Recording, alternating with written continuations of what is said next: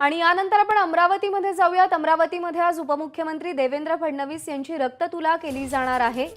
अमरावतीच्या खासदार नवनीत राणा आणि आमदार रवी राणा यांनी या कार्यक्रमाचं आयोजन केलेलं आहे आणि उपमुख्यमंत्री देवेंद्र फडणवीस या कार्यक्रमासाठी अमरावतीमध्ये पोहोचलेले आहेत। त्यांचं स्वागत केलं जात आहे। रक्तदान शिबिराचं आयोजन करण्यात आलेलं आहे आणि त्या माध्यमातून देवेंद्र फडणवीस उपमुख्यमंत्री देवेंद्र फडणवीस यांची रक्ततुला केली जाणार आहे। अमरावतीच्या खासदार नवनीत राणा आणि आमदार रवी राणा यांच्या वतीने या कार्यक्रमाचं आयोजन करण्यात आलेलं आहे।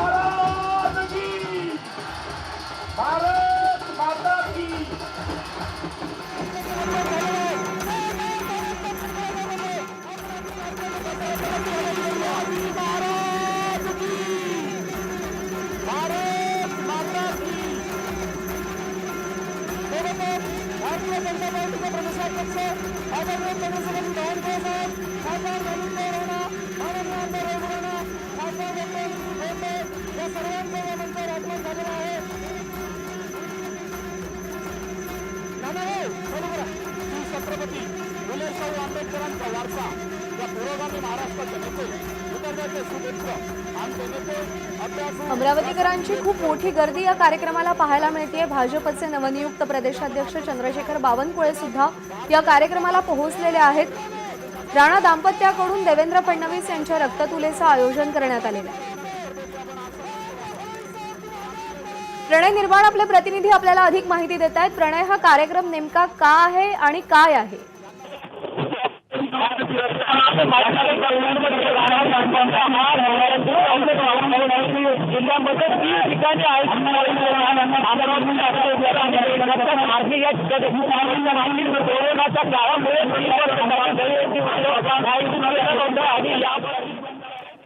प्रणय, तुझ्या आजूबाजूला खरं तर गोंधळाचं वातावरण आहे आणि त्यामुळे व्यवस्थित आवाज पोहोचत नाहीये। तर कार्यक्रमाची दृश्य आपण पाहतोय।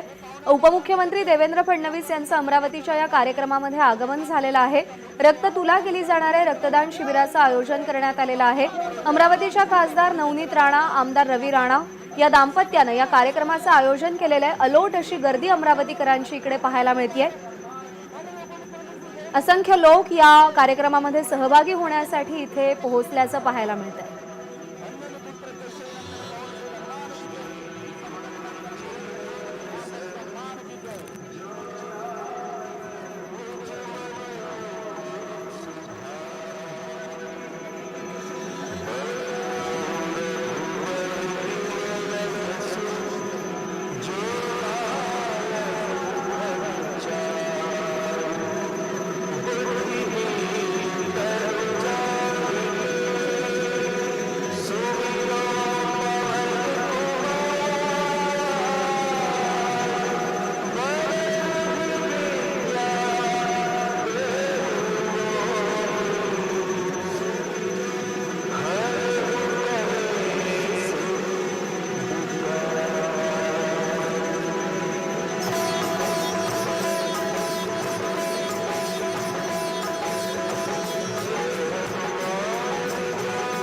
विशेष म्हणजे या कार्यक्रमाच्या ठिकाणी हनुमान चालीसा सुद्धा म्हटली जाते। हनुमान चालीसा इकडे स्पीकरवरती लावण्यात आलेली आहे।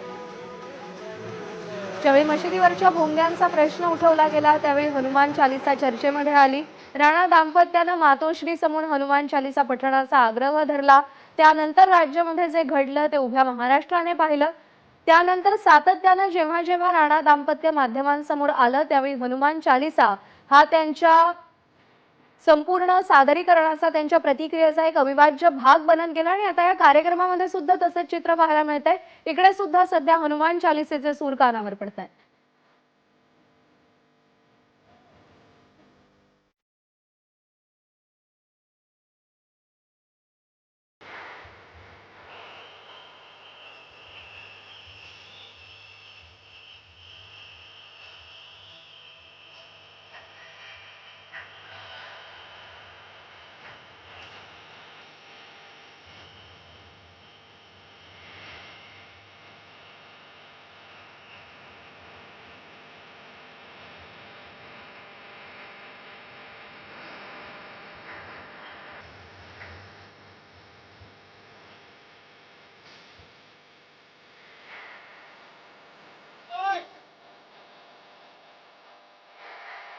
खूप मोठ्या प्रमाणावर या कार्यक्रमाचं आयोजन करण्यात आल्याचं पाहायला मिळतंय. अनेक प्रमुख महत्त्वाचे नेते अमरावतीमधले आणि असंख्य अमरावतीकरांनी या कार्यक्रमासाठी गर्दी केलेली आहे. एका रस्त्याच्या मध्यभागी एक मोठं स्टेज उभारण्यात आलंय आणि तिथे सध्या हे सगळे प्रमुख नेते बसलेले पाहायला मिळतायत.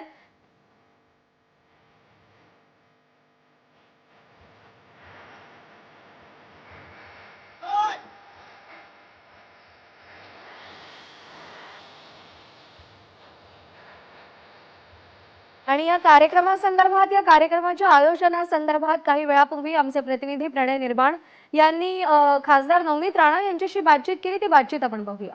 आपल्यासोबत खासदार नवनीत राणा स्वतः आहे. काय सांगाल, आज भव्य दिव्य दहीहंडी आणि उपमुख्यमंत्र्यांची रक्ततुला पण करणार आहे? पहिले तर हे 75वा जे महाउत्सव, आझादीचा महाउत्सव पूर्ण देश साजरा करत आहे, हे पूर्ण दहीहंडी याला समर्पित आहे आणि ज्या शहीद झालेले सैनिक आहेत या त्यांना समर्पित दहीहंडी आहे.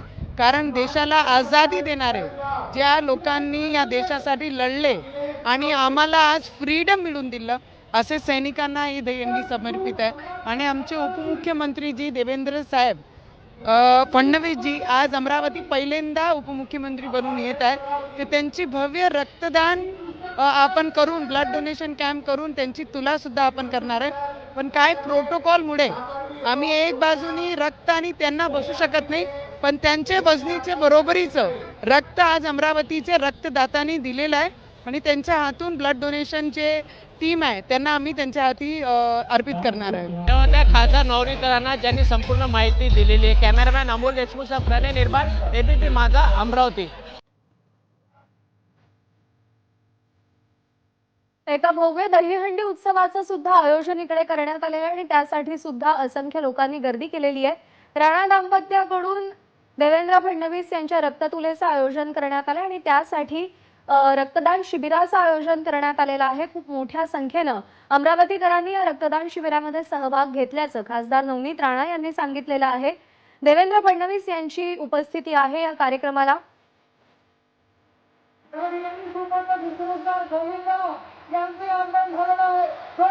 देवेंद्र फडणवीस यांचं अभिनंदन करण्यासोबतच एक सामाजिक उपक्रम केला जावा यासाठी म्हणून या कार्यक्रमाचं आयोजन करण्यात आल्याचं नवनीत राणा यांनी सांगितलेलं आहे. बॉलिवूड अभिनेता गोविंदा सुद्धा या कार्यक्रमस्थळी पोहोचलेले आहेत.